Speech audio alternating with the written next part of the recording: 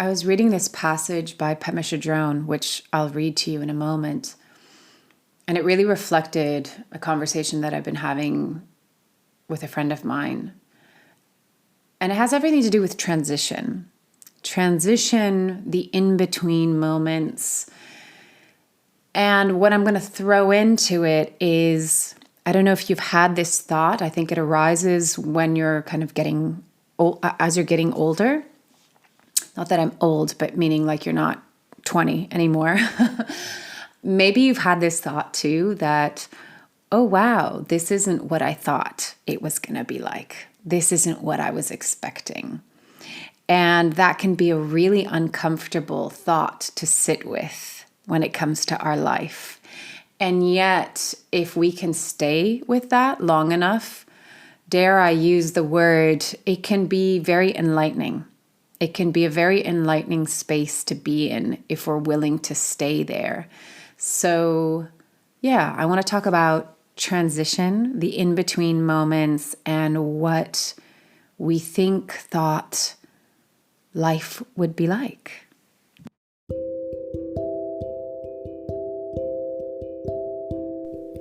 This is Corinne Bloom, and you're listening to Raw Conversations. So I want to dive right into the passage. It's a little bit long, so bear with me, but it's beautiful. So this is Pema, and I believe this is from her book called Falling Apart, which, funnily enough, I read 2 decades ago in my early 20s. Wow, life goes by very quickly, and I didn't think I was going to be here, so I definitely want to talk about that today. So she says, we think that if we just meditated enough or jogged enough or ate perfect food, everything would be perfect. But from the point of view of someone who is awake, that's death. Seeking security or perfection, rejoicing in feeling confirmed and whole, self-contained and comfortable, is some kind of death. It doesn't have any fresh air. There's no room for something to come in and interrupt all of that. We are killing the moment by controlling our experience. Doing this is setting ourselves up for failure because sooner or later, we're going to have an experience we can't control. Our house is going to burn down. Someone we love is going to die. We're going to find out we have cancer. A brick is going to fall out of the sky and hit us on the head. Somebody's going to spill tomato juice all over our white suit. The trick is to keep exploring and not bail out, even when we find out that something is not what we thought. That's what we're going to discover again and again and again. Nothing is what we thought. Things are always in transition, if we could only realize it. Nothing ever sums itself up in the way that we like to dream about. The off-center, in-between state is an ideal situation, a situation in which we don't get caught and we can open our hearts and minds beyond limit. It's a very tender, non-aggressive, open-ended state of affairs. To stay with that shakiness, to stay with a broken heart, with a rumbling stomach, with the feeling of hopelessness and wanting to get revenge, that is the path of true awakening. Sticking with that uncertainty, getting the knack of relaxing in the midst of chaos, learning not to panic, this is the spiritual path. Things falling apart is a kind of testing and also a kind of healing. We think that the point is to pass the test or to overcome the problem, but the truth is that things don't really get resolved. They come together and they fall apart. Then they come together again and fall apart again. It's just like that. The healing comes from letting there be room for all of this to happen. Room for grief, room for relief, for misery, for joy. So I found that so beautiful. And I don't know about you, but I really resonate with that. Because I think when we're younger, we have this concept, and I kind of wonder if it's something that is naturally there, or I most certainly think that we're conditioned in a certain way to really see our lives in a really like, one day I'm going to get there. I'm going to get to that point, and all of those markers are going to they're the things that are going to make my life useful, valuable, meaningful. And to a certain degree, there's truth to that, right? Like all of these kind of markers can be profound moments in our lives. And yet, I guess it's our attachment or the story that we've attached to it, which is the kind of happily ever after. And when you get there, you'll be happy. And when all your ducks in a row are in a row, you'll be satisfied and fulfilled. And, that happens to a lot of people. And then they're like, oh, wow, yeah, I'm not happy. So there's an illusion to that, which I spoke about in the previous podcast around purpose. But so we tend to look in this kind of very forward, future-based, when I arrive there, I'll be happy. And most of life is well, I could say all of life is really in the present moment experience, but a lot of life is the in-between. A lot of life is the transition. It's not just like one big event after another big event after another big event. That would be, probably quite exhausting day in and day out. So, we can sometimes feel like when we're in the in-between moments that we're doing life wrong, or like that we're off track, and we can't do this wrong. There is no right way to doing this. And I think, if you're listening to this and you're in your 20s, you don't need to have it figured out. I'm in my early 40s and I still don't have it figured out, because I don't think the point is to have any one answer, because there is no one answer. I really break down life in its simplest form as this is one experience after another experience after another experience, like a bead that follows the next bead on a bracelet chain, right? So the more that we can understand that this is all just an experience, and I'm going to bring this up on a side note, because you might have heard me speak to this, whether it's on here or in a video or in client session, where I'll speak about kind of the lesson. What is there to learn from this? And sometimes some clients don't like that, or they kind of rub up against it initially, because I think what's happening is there's an association with a lesson being associated with school. And in school, you have to learn something, you get tested on it, and you need to get a good grade and pass, and then therefore you're good enough, right? There's the validation. The universe isn't testing you in that way. It's as Pema Chodron said, there's not a test that you have to pass and a problem that you need to solve. There's just, out of every experience, there's an opportunity to learn something. A lesson is an opportunity for growth. That's it. It's not a judgment. The universe isn't judging you. Your higher self isn't judging you. You can't succeed or fail in this. It's just, what do you take from it? What are you learning about yourself in this experience? So I know I talk about this a lot, but if we can strip back the judgment of our experience, your life is going to be, you're going to be at much greater ease with yourself, especially as you go through the challenging terrains. Because you're not going to be beating yourself up about it in the process of that. So I think it was my mother was telling me about an interview with Giselle, the supermodel. I didn't see this interview, but she, I guess, has gone through a divorce more recently. And she was saying, oh, yeah, this is not how I thought my life was going to turn out. And, this is coming from like a supermodel that probably has, tons of money and tons of opportunities and all these things. And she's like, oh yeah, this isn't what I thought life was going to look like. So let's dive straight into that one, because I can certainly relate, if I go back to being a kid and a young teenager and being told that you're going to be the next prima ballerina, and even at other points in my life when I was choreographing, I was always compared to these very successful people, or, your work is going to take off in this way, or the book that you're writing is going to be hugely successful, all of these things, right? And so it's wonderful, but they give us this kind of constantly chasing something that is in the future, right? And when I arrive there, I will be happy. Or when I arrive there, my life will look like this, and then I will be fulfilled and satisfied. And then in the meantime, life kind of happens.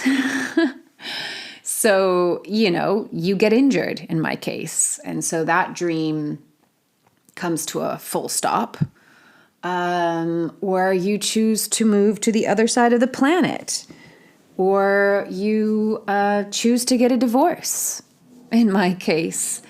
And whenever you do these things, there's always a point of reflection where you can go, God, did I make a mistake? Did I take the wrong path? I wish I hadn't done it that way. I wish I'd done it this way. And the thing is that life doesn't happen along one road.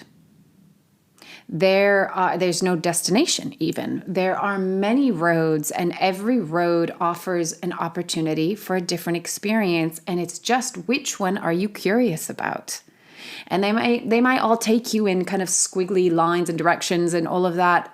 But the thing is that if you, as much as possible, can stay true to your heart, and you can show up as authentically as possible, you just can't do it wrong. And even if you don't, that's a learning experience as well, right? What is authenticity? What is being true to my heart? We're so conditioned by society. No, you should be like this. You should wear that. You should like this kind of music. You should, there's so many shoulds that it can be really confusing to go, well, what is meaningful for me? What do I think? What do I believe? What do I desire? How do I feel? That's almost like, it's an act of rebellion to think for oneself and to feel into what is true for you, right? So the thing is there's just no wrong path. There's no wrong path. And I feel like we've all had a real disservice done to us by this happily ever after, or, this kind of illusion of this dream that when you reach that point, you're going to feel happiness. I hope we know now that, happiness is a state of being. It's not something that you achieve or accomplish outside of yourself. Things can make you happy, for sure. But also you can be doing amazing things. And if you're not at peace within yourself, those things won't bring you any happiness.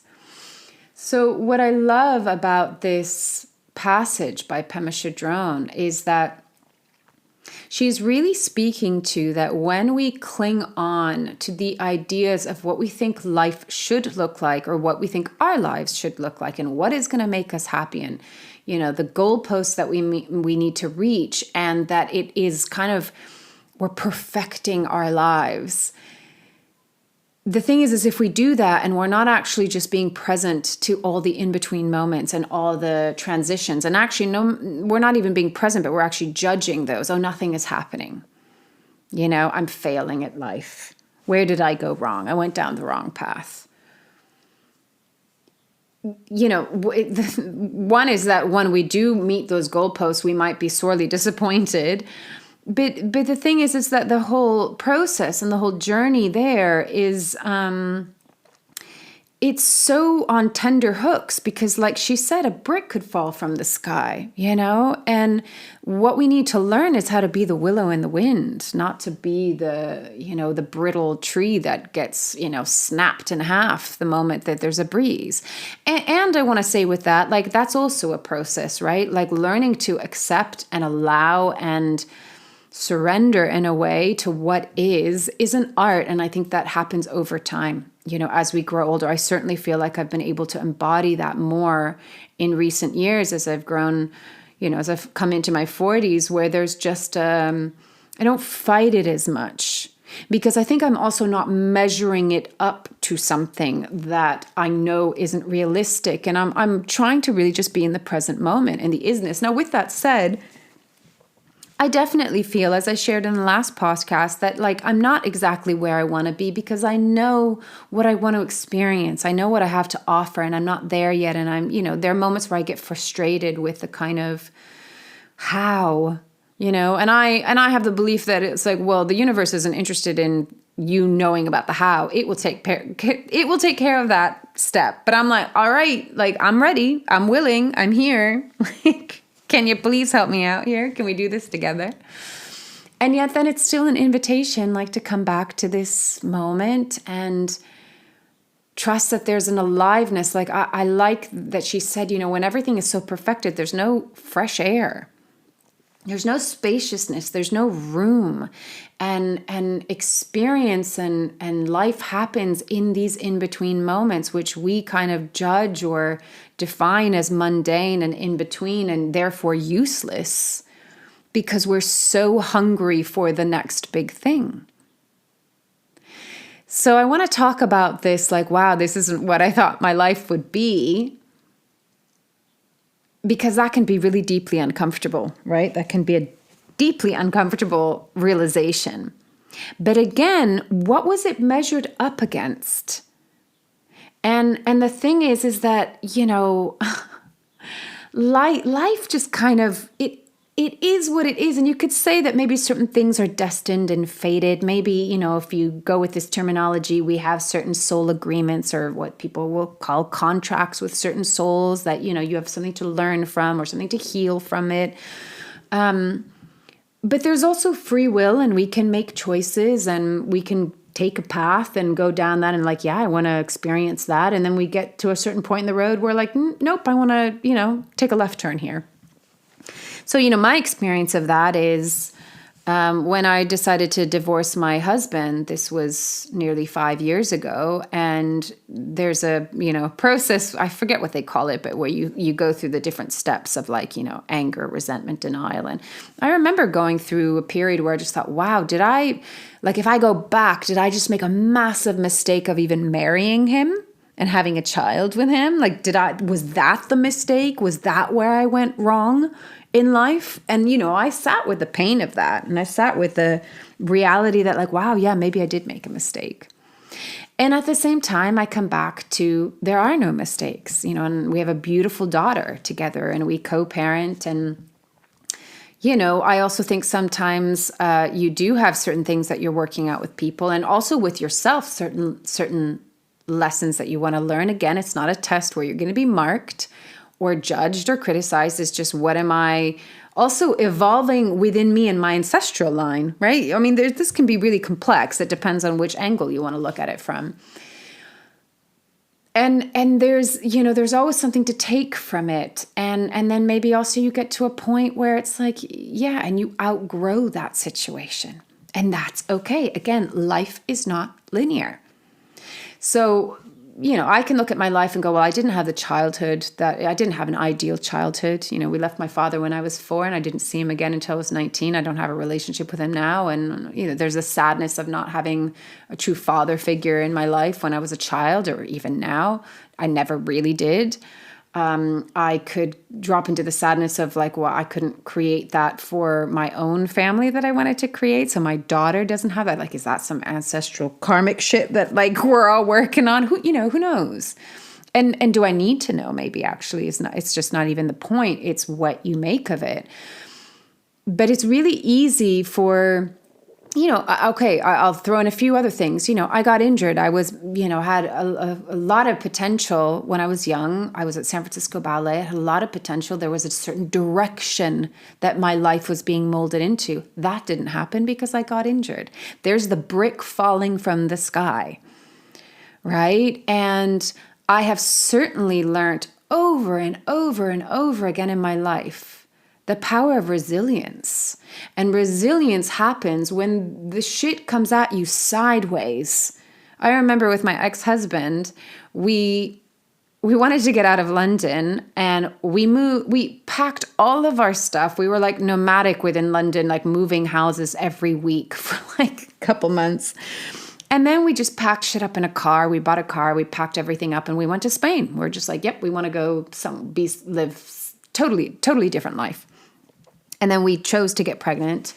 And 3 months after being pregnant, I realized like, I don't want to be here. Like it just, for many reasons, the kind of birth that I wanted, just having access to even certain foods or just actually needing community and friends and all of this stuff. So we'd made this huge decision. We had totally given up our lives. We had made a huge change. And then it was like 3 months later being like, oh, no, actually, this doesn't feel right. And so we ended up moving back for a year and a half to have my daughter and all of this stuff. So why am I sharing this story? Because what that taught me is there is no wrong decision. You make a decision, you have an experience. That's what life is, right? Experience after experience. I learned a lot about myself through that. I had great experiences through that. And I learned resilience. And sometimes resilience is also just this acknowledgement of we don't need the ducks in a row. Not everything is A, B, C, D, E. It's all squiggly. It really is. Like, we've got to get out of this linear idea of what life is and should be. And, sometimes our experiences lead us to a place where we're like, well, shit, that sucked. But it doesn't, it's not black and white. The whole thing didn't suck.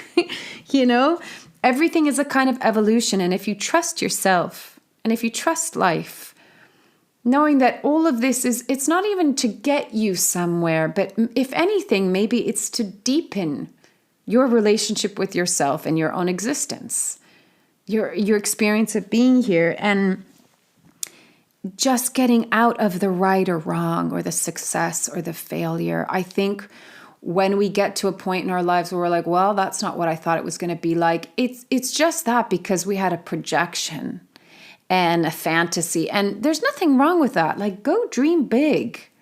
Absolutely. That's a beautiful thing. However, at the same time, I talk about this with manifestation. You're not creating an expectation. It needs to look like this. That's not manifestation. You're creating an intention and then you're letting it go. You're letting it go and you're letting life surprise you, because an expectation is so narrow. It's so limited. An intention can come back and be like, oh, wow, that's not what I was expecting. Like, how lovely. It could be lovelier than what you thought. But it's this, you can dream, you can vision, but don't hold on to it too tightly, because then you'll choke it. You will squeeze the life out of it. And as Pema Chodron says, give it fresh air. And also this ebbing and flowing of life, that it never will stay stagnant. It will never be one thing. I love that she says things, fall apart and then they come back together again, and then they fall apart again, and then they come back together again. It's like the waves coming into the shore and receding, and coming into the shore and receding. That is life. It's the breath. Breath is literally how life happens. There's the inhalation and exhalation. There's the expansion and there's the contraction. And I guess our job is just to stay present with it. I can guarantee you that if you can work on letting go of judgment, your life will become more easeful. Not because it will always be happy, but because you won't fight against yourself when the tomato sauce gets poured onto your white suit, as she said. Resilience is the allowing of what is, what the current experience is, and not fighting ourselves, not fighting against it. That doesn't mean that you have to be apathetic and acquiesce. It means don't create unnecessary suffering for yourself. So coming back to transition and in between, what if you were to take the judgment out of it away? Sometimes it can be really uncomfortable. It can be really confusing. Like, where the hell am I going? What is this? But the judgment is nothing is happening. I'm failing. I'm doing it wrong. I took the wrong path. You didn't take the wrong path. You took a path. If you want to take a left or a right or a U-turn, you're more than welcome to. Nobody's telling you that you can't. All paths, at the end of the day, should lead you deeper into yourself, and deeper into yourself in a loving, accepting, kind, authentic way. Ram Dass says we're all walking each other home. It's really beautiful. Maybe that's the journey. We forget home and we remember how to come back. And our return journey is like, oh, wow, I experienced all of these things. I climbed Mount Everest and I, went skydiving and I went swimming in that sea. Like, You can experience that in the external world just as you can experience that in your internal world. And that's life as it unfolds, one bead at a time, as we're walking back home to ourselves.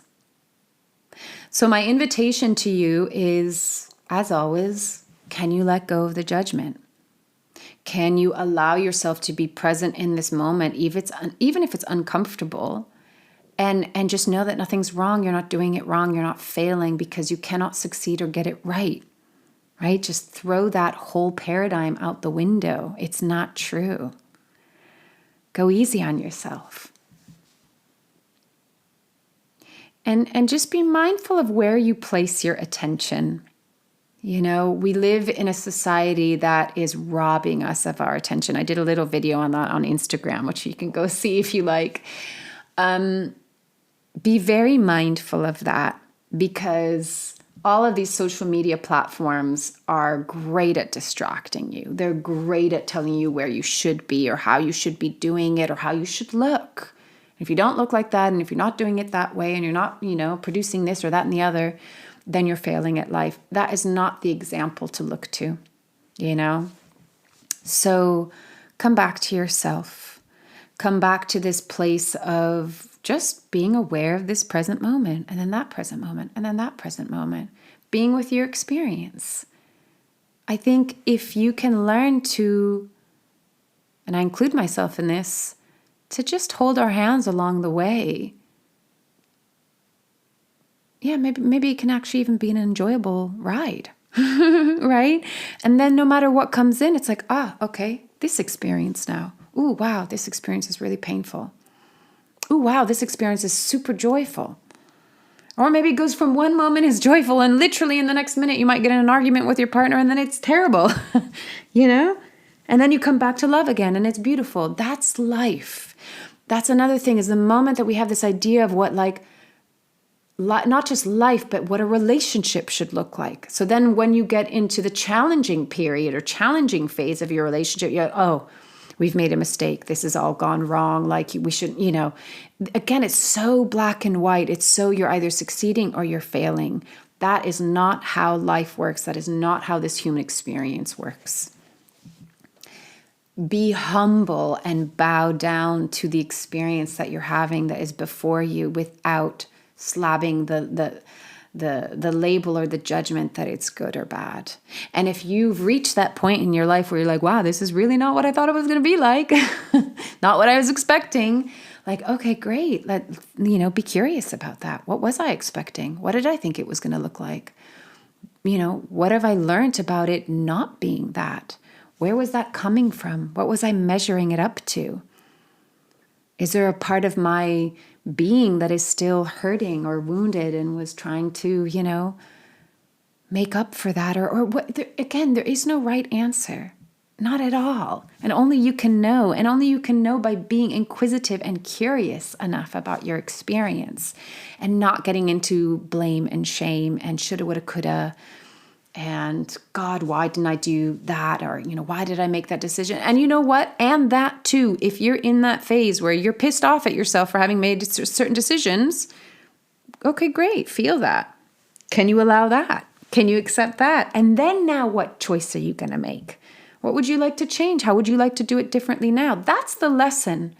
It's not the test where you pass and you get the grade and then boom, there you go. There's your degree. There's your certification. There's your grade. No, it's not static like that. How do you want to do it differently next time? What did you learn from that? What wisdom did you gain? Who have you become through that process? And then you take that self into the next present moment. And the goal, if there is any goal, is just allow yourself to continue to evolve without needing to reach a destination. And this is not about becoming better. This is just about getting to know yourself more, or just simply having this experience. That's it. Even if, the simplest things are the most profound, right? So that's my invitation to you. As always, take it or leave it as feels right, and loving you from afar.